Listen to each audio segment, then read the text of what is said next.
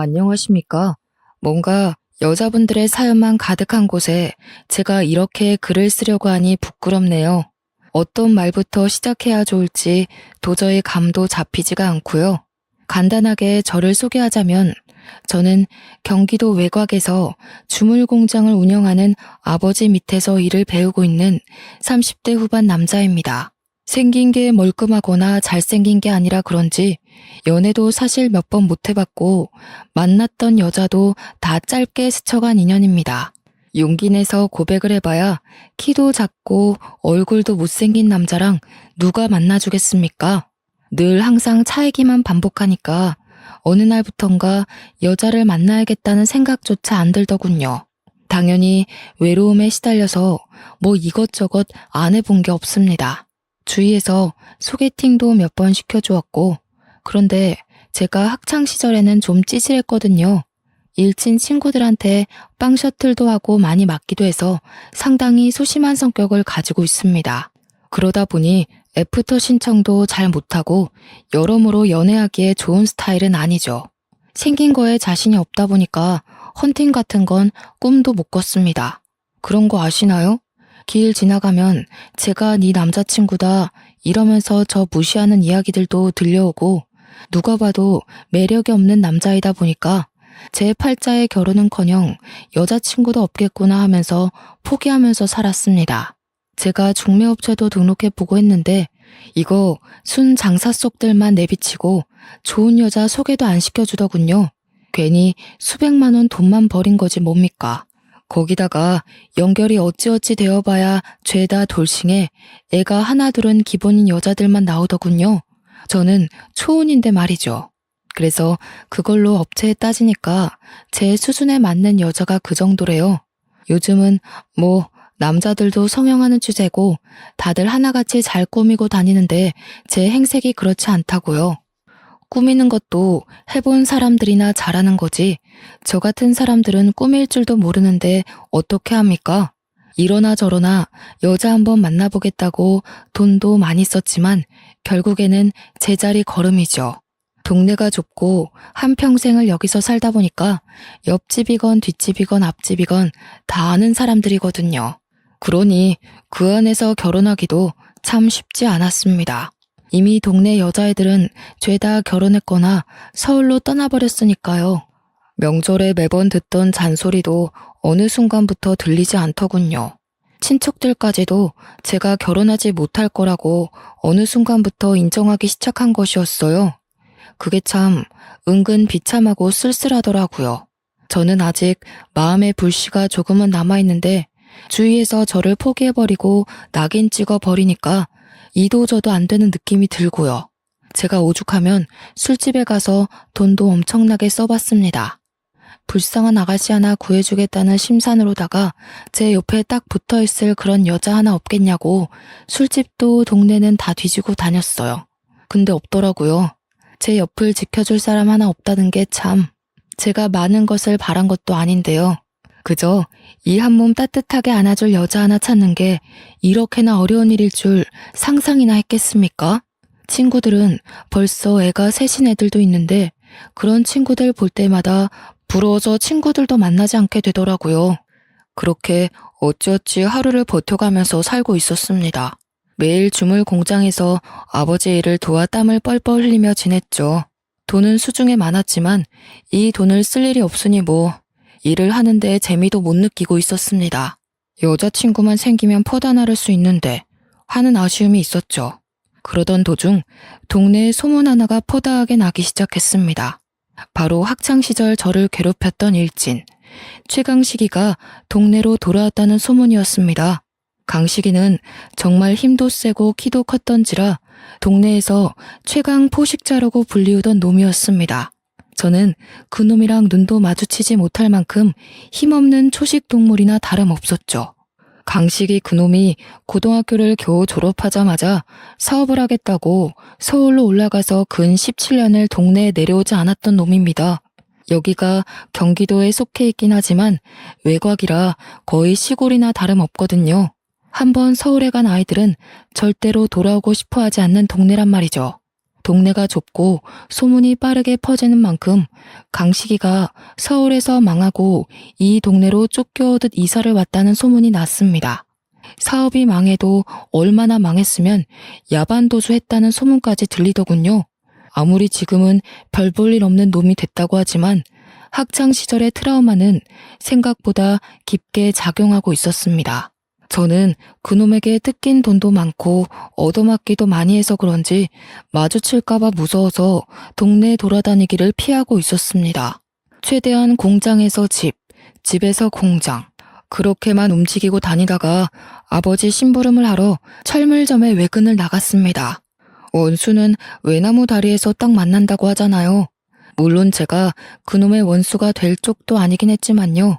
철물점에서 볼일을 보고 옆에 있는 커피집에 가서 커피를 사서 가려고 하는데 거기서 딱 마주치고 만 거죠. 옛날 일은 다 잊어버린 건지 저를 보고 반갑게 야, 김진수 아니냐 하면서 인사를 하는데 얼마나 놀랐는지 모릅니다. 저한테는 저승사자나 다름없는 놈이었거든요. 학교 끝나고 집에 갈 때 쉬는 시간에 체육 시간에 틈틈이 야, 김진수 하고 부르면 저는 쪼르르 달려가 강식이의 심부름을 했어야 했습니다. 그때는 뭐 지금처럼 학교폭력위원회 같은 게 있지도 않았고 힘센 친구들이 약한 애들 괴롭히면 선생님들이 그냥 너도 힘을 키워라 하고 말았으니까요. 제 이름을 부르면서 손을 흔드는데 그때의 기억이 몰려오면서 등에 식은땀이 쫙 나더라고요. 하지만 이제 30대 후반에 접어든 나이 아니겠습니까? 저라고 언제까지 거북이처럼 등딱지에 숨어 있을 수도 없었고요. 최대한 아무렇지 않은 척 강식이에게 인사를 했죠. 근데 저한테 돈이나 좀 빌려달라고 할 줄 알았던 놈이 되게 반가워하는 거예요. 나중에 술이라도 한번 먹자면서 예전 일 이야기도 하고 사과하고 싶다고 하는 겁니다. 강식이 이놈이 서울놈들한테 된통 당했다고 하더니 철이라도 든 건지 저한테 악수를 요청하는데 저도 그 손을 덥석 잡았습니다. 저에게도 한 걸음 나아갈 기회가 온 거나 다름없다고 생각했던 거죠. 물론 술을 먹자고 하니 좀 뜨뜻미지근했지만 적어도 술값 내는 건 삥 뜯기는 게 아니니까 다행이지 않겠습니까? 저한테 휴대폰을 쓱 내밀면서 핸드폰 번호를 알려달라고 하길래 알려줬죠. 번호도 교환했겠다. 언제 연락 오려나 휴대폰만 바라보고 있는데 다음날 저녁에 퇴근하는데 연락이 오더라고요. 한잔하고 싶은데 시간 되냐? 하고 물어보길래 또 의외라고 생각했습니다. 옛날 강식이 같으면 나와 라고 했을 텐데 시간이 되냐고 물어보기까지 하다니 약간 으쓱해지더라고요. 제가 얼마나 소심했으면 고작 저런 약속 잡는 연락에도 의미를 두겠습니까? 아무튼 거절할 명분도 없고 저도 한잔하면 좋겠다 싶어서 만나기로 했죠.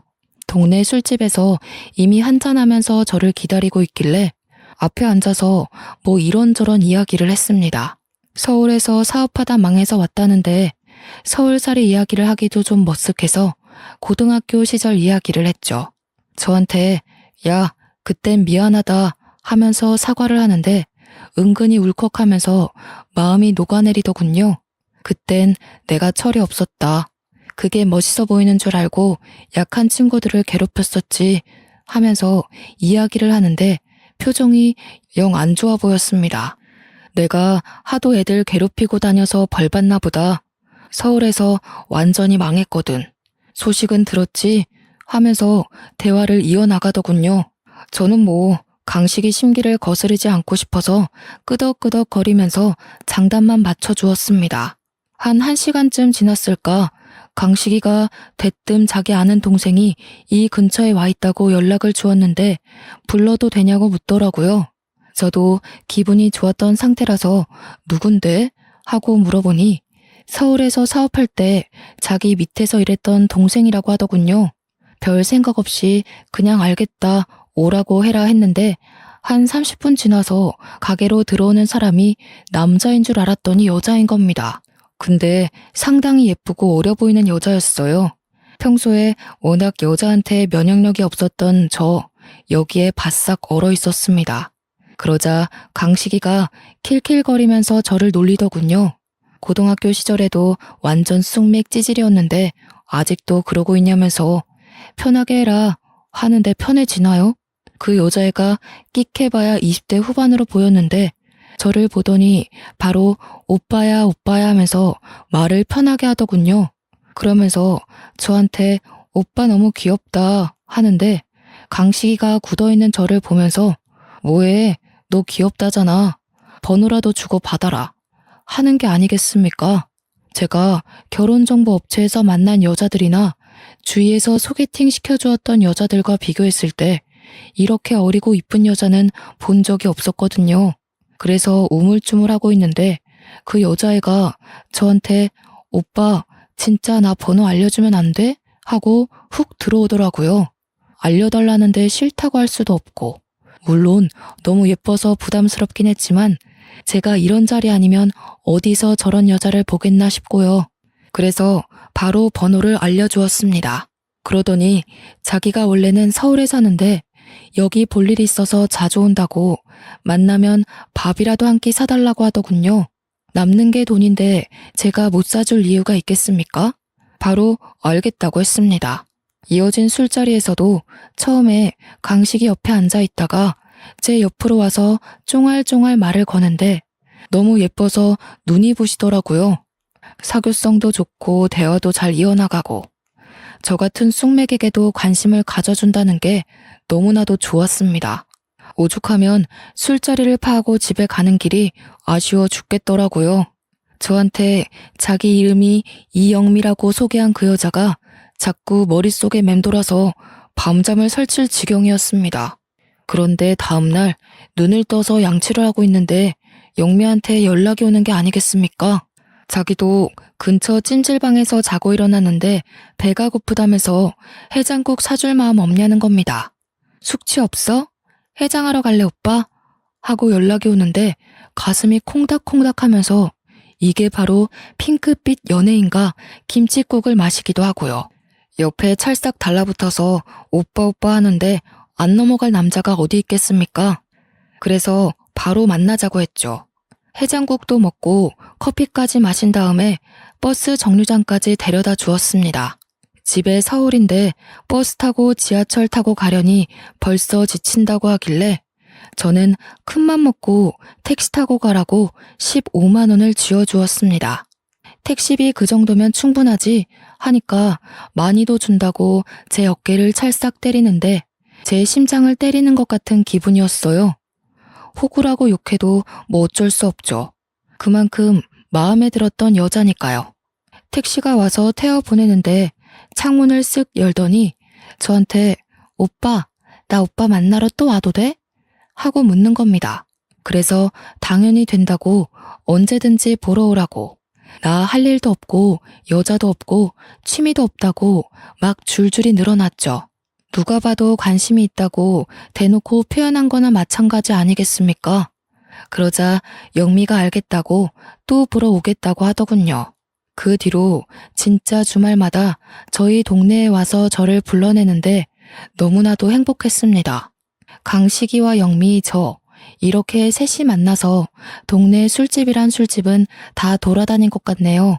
셋이 만나도 제 옆에 찰싹 붙어앉는 영미를 보면서 저와 마음이 같은 건 아닐까 생각도 했고요. 그런데 영미가 저한테 어느 날 셋이 말고 둘이 보면 안 되겠냐고 하더라고요. 그래서 아 그래? 그럼 둘이 만날까? 하고 연락을 했는데 은근히 강식이한테 미안하고 찝찝한 겁니다. 그래서 강식이에게 연락을 했어요. 영미가 둘이서 보고 싶다고 하는데 둘이 만나도 되겠냐고요. 그러니 강식이가 저한테 그러더라고요. 그걸 왜 자기 허락을 막고 앉아있냐고. 남자답게 데이트 신청하라고요.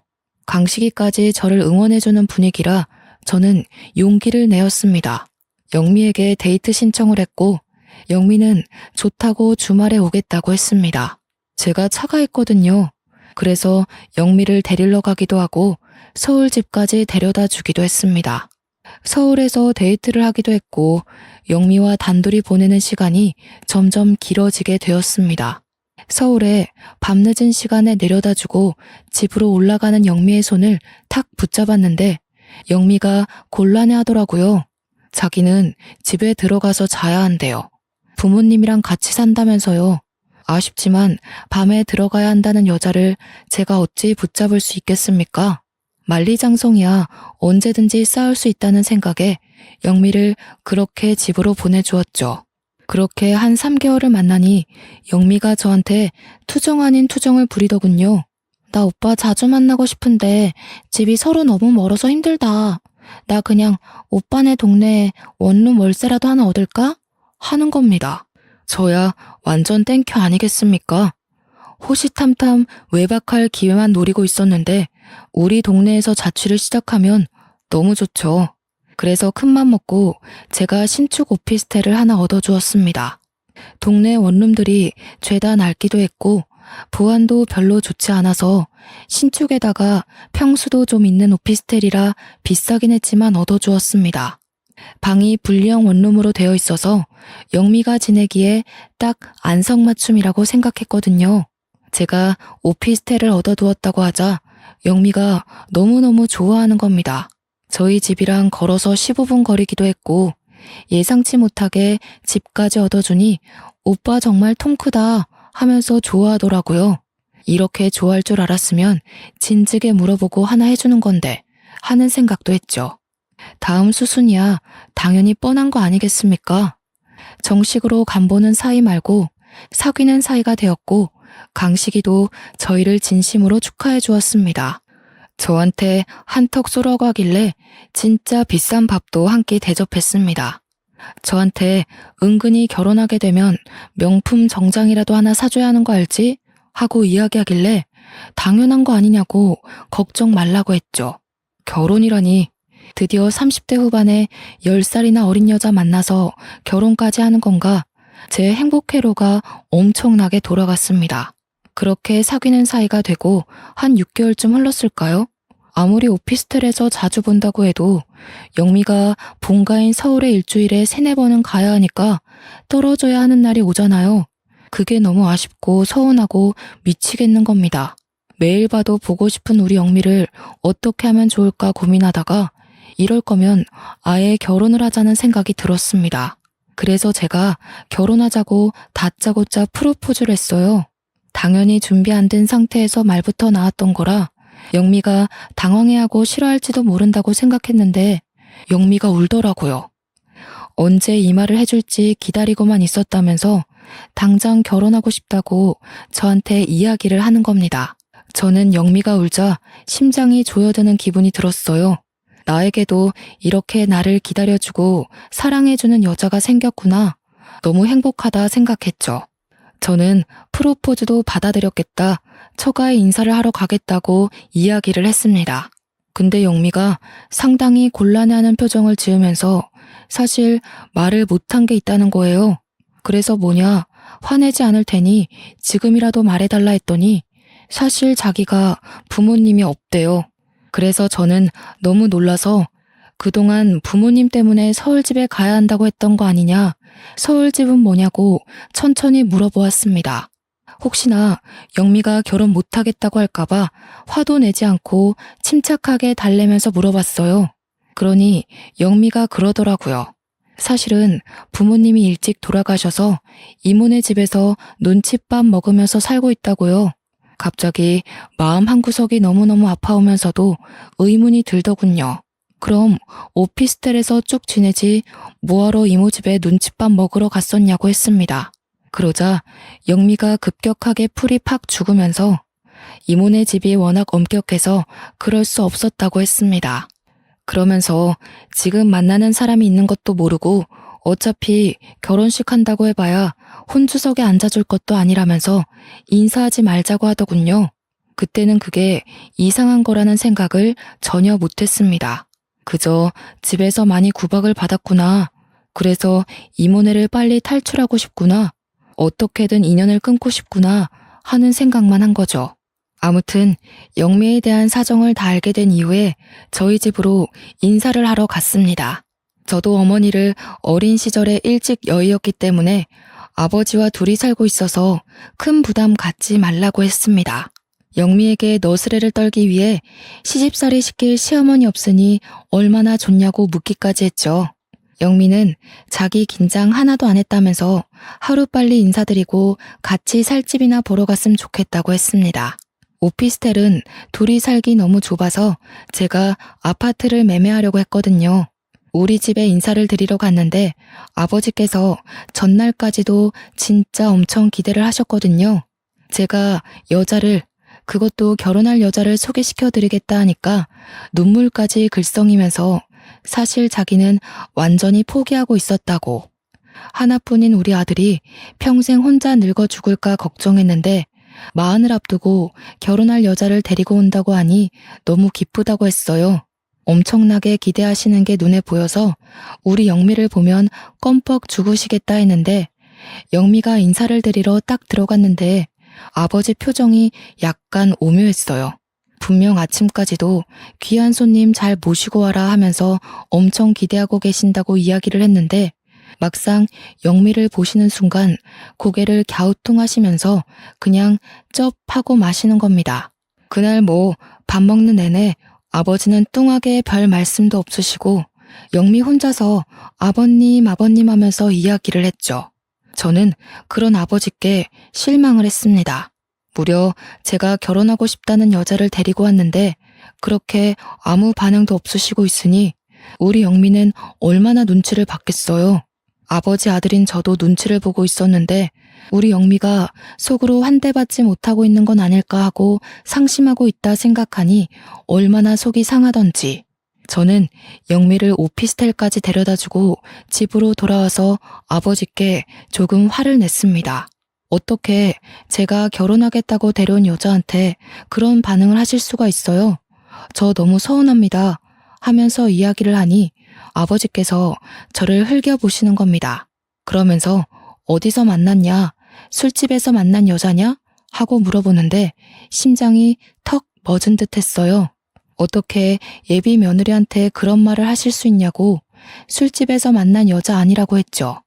물론 첫 소개는 술집에서 이뤄지긴 했지만 아버지가 말한 의미가 그 말이 아니잖아요. 그래서 강식이 소개로 만난 여자고 번듯하게 서울에서 직장 생활도 하던 사람이라고 대꾸했습니다. 아버지는 강식이가 누군지 한참 생각하시더니 저한테 어휴 속도 없는 새끼라면서 강식이가 소개해준 여자가 멀쩡하겠냐고 하더군요. 저는 아버지가 그렇게 편협한 생각을 가지며 사시는 분인지 몰랐습니다. 너는 참 보는 눈이 쥐똥만큼도 없다. 착하긴 뭐가 착한 애야? 딱 보니까 술집에서 굴러먹던 여자 같던데. 처음 보자마자 살가운 척하면서 아버님, 오빠 하는데 수상하더라. 저런 애랑 진짜로 결혼하겠다고? 저는 아버지가 저런 이야기를 하시는 게 정말 이해가 안 가고 너무나도 서운했습니다. 당연히 좋아하실 줄 알았는데 반대를 하시니까 당황스럽기까지 했고요. 저한테 아주 난리다 난리야 하는데 정말 어떻게 갈피를 잡아야 할지 모르겠더라고요. 하지만 제 인생의 영미가 아니면 두 번 다신 여자를 만날 수 없을 것 같다는 느낌이 들었고 우리 불쌍한 영미의 울타리가 되어주어야겠다고 생각했어요. 그래서 저는 아버지께 그냥 원래의 마음대로 결혼하겠다고 했습니다. 아버지가 그 말씀하신 거 후회하게 해드리겠다고 우리 영미가 얼마나 착하고 참한 아이인지 아버지께 보여드리겠다고 했죠. 제가 또 고집이 똥꼬집이라 아버지께서도 더는 별말 안 하셨습니다. 속으로는 내심 알고 계셨을 거라 생각합니다. 제가 영미 아니면 여자를 더는 못 만날 것 같다는 걸요. 이왕 결혼하겠다고 불도저처럼 밀어버린 거 저도 오피스텔로 들어가 같이 부대끼며 살아볼까 했습니다. 아버지께서 반대하신 이유로 약간 껄끄러워서 피하고 싶은 마음도 있었거든요. 근데 영미가 또 그건 싫다고 하더라고요. 아직까지는 방구도 트고 싶지 않고 화장실 가는 소리도 들려주고 싶지 않다고요. 벌써부터 신비로움이 떨어지면 일찍 정 떨어지는 거 아니냐고 죽어도 싫다고 하길래 서운했지만 알겠다고 했습니다. 저한테 끝까지 예쁜 모습만 보여주고 싶다고 하는데 싫어할 남자가 어디 있겠나요? 영미와 저는 분주하게 보냈습니다. 틈틈이 연락 오는 강식에게도 결혼을 준비하고 있는 과정도 다 말해주고요. 식장도 잡고 옆 동네에 유명하다는 스튜디오에서 결혼식 사진까지 다 찍었고요. 메이크업 준비까지 완벽하게 했죠. 그런데 오피스텔 단기 계약이 끝나가는 시점이 오고 말았습니다. 계약 자체를 1년으로 단기로 잡기도 했고 제가 영미와 만난 지 벌써 1년이 다 되어가는 시점이라니 감회가 새롭더군요. 계약을 연장할 거냐고 묻는데 결혼식이 코앞이고 집을 어차피 구하려고 마음먹었으니 비우겠다고 했습니다. 저는 큰맘 먹고 아파트 전세 계약을 했습니다. 원래는 매매를 하려고 했지만 예상치 못하게 아버지께서 은근 반대를 하고 나서시는 바람에 돈이 모자라서 전세를 얻게 되었죠. 이 근방에 워낙 매매가가 저렴하긴 했지만 그래도 대출을 받아서 허덕이고 싶은 마음은 없어서 그동안 모아두었던 적금을 깨부셨습니다. 그러고 나니 전세 가격 정도는 너끈히 해결할 수 있는 돈이 생기더라고요. 영미에게도 계약한 집을 보여주니 눈물을 흘리더군요. 이렇게 큰 아파트에서 살게 될 줄 꿈에도 몰랐다고 하면서 평생 소원이 아파트에 사는 것이었대요. 우리 영미 꿈이 참 소박하기도 하지. 고작 아파트에서 사는 게 꿈이라뇨. 우리 신혼집을 한바탕 자랑하고 난 다음 영미의 짐을 그쪽으로 옮기라고 전해주었습니다. 당연히 너무 좋다고 난리난 와중에 저한테 집 명의는 누구 명의로 했냐고 슬쩍 물어보더군요. 그래서 전세라서 누구 명의든 상관없지 않냐고 단문하니 고개를 끄덕이더군요. 약간 서운해하는 눈치라 제가 웃으면서 2년 뒤에 매매할 때는 공동 명의로 해주겠다고 하니까 활짝 웃었습니다. 저는 그런 영미의 얼굴을 보고 전세 계약을 하러 돌아다닌 시간이 아깝지 않다고 생각했죠. 이제 부부가 되고 2년을 더 살다 보면 매매 계약할 때 공동명의 못 해줄 이유가 있겠습니까? 더 좋아져서 아예 우리 영미 이름으로 집을 사주고 싶어질지도 모르는 거죠. 영미는 저한테 2년 뒤에 집을 살 수 있는 거냐고 물었고 저는 전세 계약이 끝나면 돈이 어느 정도 모아질 거고 그럼 가능할 거라고 했습니다. 이모네 집에서 눈칫밥을 먹으며 살았던 기억이 있어서 그런 건지 자기 집에 대한 욕심을 좀 부리더군요. 저한테 찝찝거리는데 너무 마음이 아팠습니다. 그 뒤로 영미와 저는 오피스텔에서 작은 짐부터 하나둘 옮기기 시작했습니다. 영미가 혼자서도 충분히 할 수 있다고 했지만 곱디고 온 우리 신부 손을 힘들게 해서야 되겠습니까? 제가 열심히 영미와 함께 짐을 날랐고 큰 짐만 남겨두고 있었던 상황이었습니다. 큰 짐은 제가 천천히 옮겨주겠다고 했더니 영미가 자기가 옮겨도 된다고 하더라고요. 작은 용달차 하나 불러서 옮기면 된다고 하길래 일단 알겠다고 했죠. 제가 아버지 주물 공장에서 일을 하고 있지 않겠습니까? 주물 공장에서 주물 틀을 만들면 그걸 전국 각지로 보내는데 그때 저희가 용달차를 이용합니다. 저희 집 물건을 배송해다 주시는 형님이 한 분 계셔요. 그 형님이 최근에 마누라가 무슨 투자를 잘못하는 바람에 빚이 조금 생겼다는 이야기를 들었었거든요. 아버지께서 워낙 자기 사람을 아끼시고 돈 쓰는 걸 아까워하지 않아서 급한 빚을 대충 갚아주셨다는 이야기도 들었죠.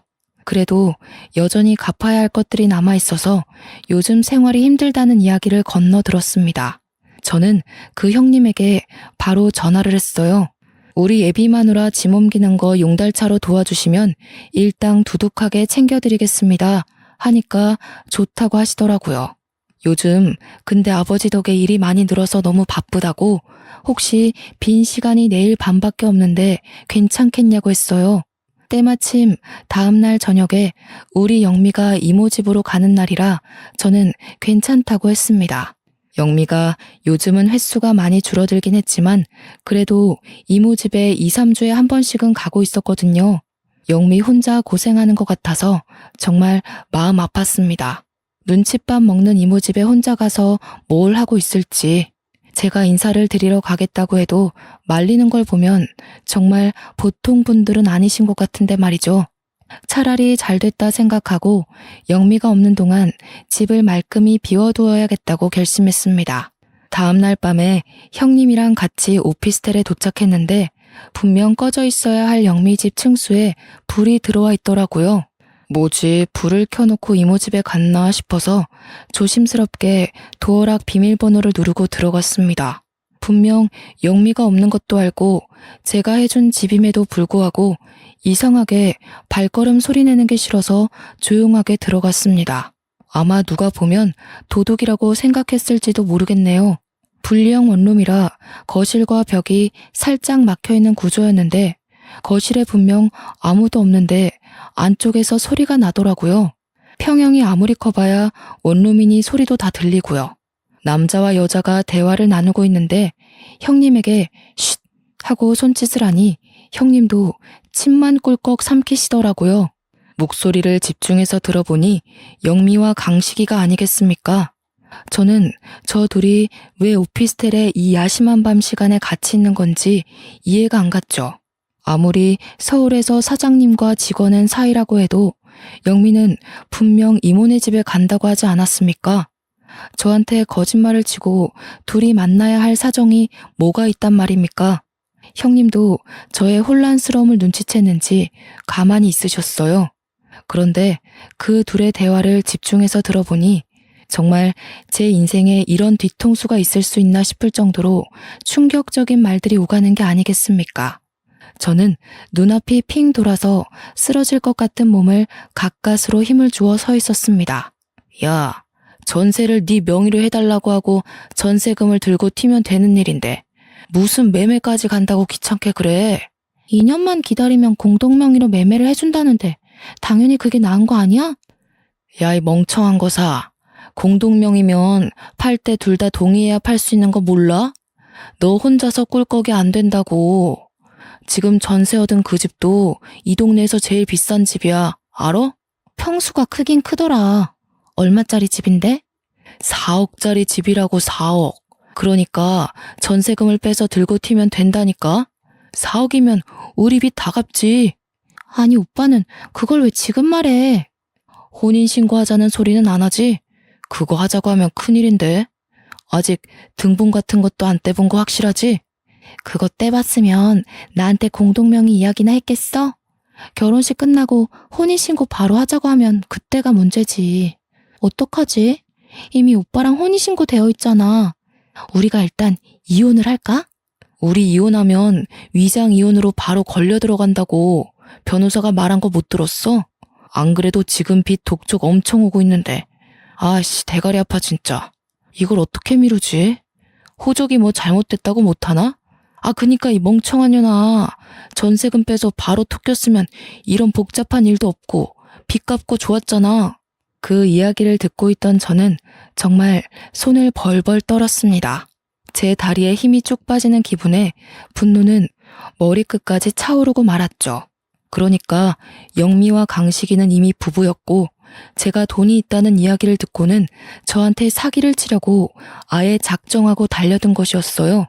애초에 강식이가 저한테 영미를 소개시켜준 이유도 돈을 뜯어가려고 한 것이었던 거죠. 그것도 모르고 저는 강식이한테 좋은 인연 시켜주어서 고맙다고, 강식이가 저한테 예전 일을 사과했던 것도 모조리 다 거짓말이었겠죠. 뜨거운 눈물이 앞을 가리는 듯한 기분이었습니다. 그런데 형님이 저를 탁 잡더니 쉿 하면서 휴대폰 화면을 보여주는데 우리 형님이 녹음을 뜨고 계셨더라고요. 저는 아예 꿈에도 생각 못하고 있었는데 말이죠. 형님이 녹음 화면을 딱 닫더니 일단 나가자는 눈짓을 하셔서 조용히 나왔습니다. 밖에 나와서 형님 차에 타서 숨을 쉬는데 과호흡이 오는 것 같고 눈물이 막 터져 나오는 겁니다. 형님이 제가 아이처럼 엉엉 우는 모습을 보더니 저 연놈들한테 복수를 하자고 그냥 두면 안 된다고 하시더라고요. 이미 결혼식은 코앞이고 저는 멍청하게 당하게 생겼는데 무슨 복수를 더 합니까 하니까 좋은 생각 있다고 하시더군요. 형님은 저에게 녹음 파일을 전송해 주시고는 청첩장을 언제 돌리기로 했냐고 물어보시는 겁니다. 그래서 오늘 청첩장이 나왔고 내일부터 돌리려고 했다고 하니 개개인으로 돌리지 말고 한 대 모아서 청첩장을 돌리라는 겁니다. 결혼식을 할지 말지도 정하지 못한 와중에 청첩장을 왜 돌리냐고 하니까 머리가 그렇게 안 돌아가냐고 하더라고요. 사람들을 청첩장 준다고 죄다 불러 모은 뒤에 녹음 파일을 풀고 동네방네 소문을 내자는 겁니다. 천하의 강식이가 이런 식으로 동창들 등쳐먹고 다닌다고 뿌리고 다니자고요. 그래서 저는 형님과 함께 계획을 짰습니다.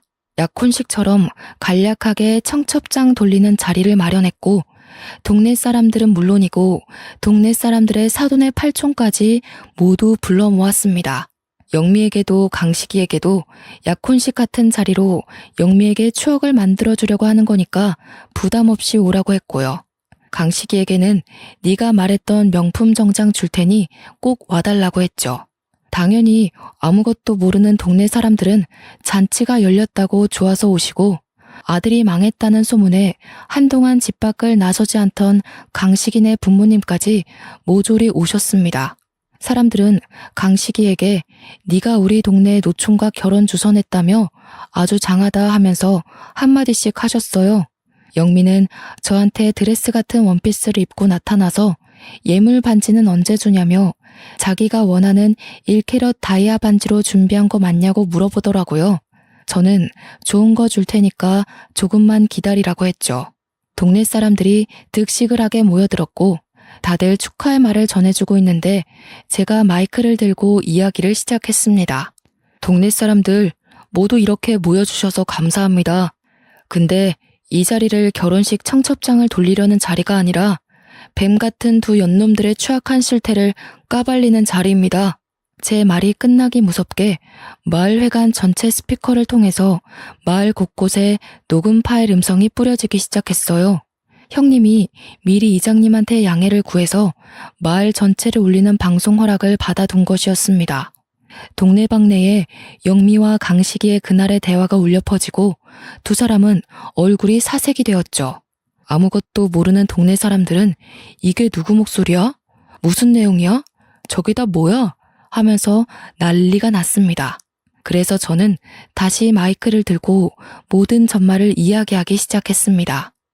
저도 얼마 전에 알았습니다. 최강식과 저의 결혼하려던 이영미가 사실은 부부였다 이 말입니다. 제가 가진 돈이 탐이 나서 둘이 짜고 이 일을 벌인 겁니다. 제가 얻은 아파트 전세금을 들고 튀려고요. 동네 사람들은 난리가 났죠. 미친 거 아니냐, 그 연놈들 어디에 있냐, 막 소란이 시작되고 영미는 저를 보면서 벌벌 떨고 있었습니다. 강식이도 지 부모 옆에서 얼굴이 새파랗게 질렸는데 마을 사람 중 누가 강식이 부모님을 발견한 것입니다. 강식이네가 동네에서 슈퍼를 좀 크게 운영하고 있었거든요.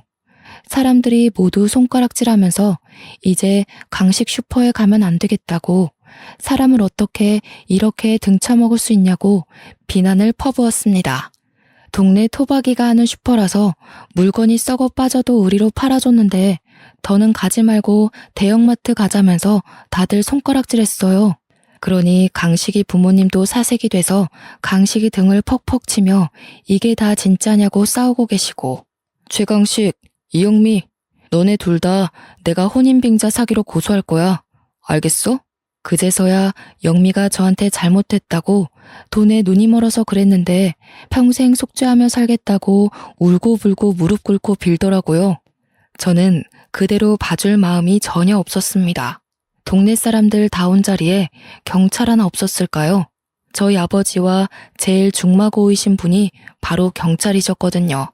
제가 사기로 고소한다고 하니 경찰서로 가자면서 동네 사람들이 정말 돌을 던지려는 와중에 강식이와 영미를 데리고 경찰차에 태우셨습니다. 경찰서에 도착해서 조사를 하는데 글쎄 이 두 연놈이 서울에서 빚진 게 한두 건이 아니더라고요. 그 와중에 사기 전과도 있고 진행 중인 소송도 있었고요. 소송에 걸려서 경찰서 와서 수사를 받아야 하는 와중에 이 시골 마을로 잠수를 탄 것이었고 결국 지명수배까지 내려진 상태였습니다. 그래서 경찰서에서 조사를 받던 와중 바로 구속이 되어버렸습니다. 저도 당연히 혼인빙자 사기를 바로 걸어버렸으니 빼도 박도 못하는 신세가 되어버렸죠. 영미의 서울 이모 집도 당연히 거짓말이었습니다. 거기가 알고 보니 이 두 연놈들이 몰래 얻었던 아지트였던 것입니다.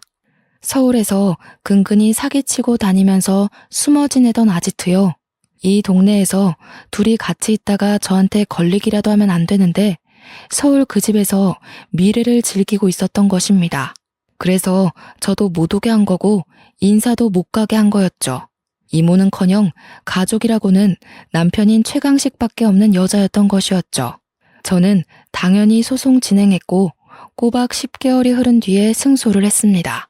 그리고 바로 민사소송도 걸어버렸죠. 정신적인 위자료 청구까지 완벽하게 해버렸습니다. 최강식이는 죄질 나쁘다는 이유로 거기다가 잠수를 타고 숨어버린 괘씸죄까지 더해져 법정 구속을 당했습니다. 지금은 감방에서 죄수들과 행복하게 지내고 있을지 더러운 꼴 당하고 있을지 모르겠네요. 영미는 유치장 신세까지는 피했지만 빚을 다 떠안았다고 하더군요. 저한테 울고불고 찾아와서 뻔뻔하게 한 번만 도와달라고 했지만 저는 그런 영미의 뺨을 내리쳤습니다. 결국 어디 식당에서 하루 종일 설거지하면서 빚쟁이들한테 시달리고 있다는 소식이 들리더군요. 날이 추워지니 옆구리도 쌀쌀하지만 저는 평생 여자는 쳐다도 안 보고 살기로 했습니다. 제가 결국 아버지께 진심으로 사과드리자 아버지도 저를 다시 토닥여 주셨고요. 이번 일을 기회 삼아 오히려 더 당당해지자고 마음먹었습니다. 지금은 주물회사 경영권을 물려받아 누구보다 일을 열심히 하고 있습니다. 그냥 혼자 살 운명임을 받아들이고 열심히 살도록 하겠습니다. 제 이야기 어떠셨나요? 제가 너무 흥분해서 이야기를 한 건 아닌가 싶네요. 재미있게 들어주셨다면 추천 한번 눌러주세요. 감사합니다.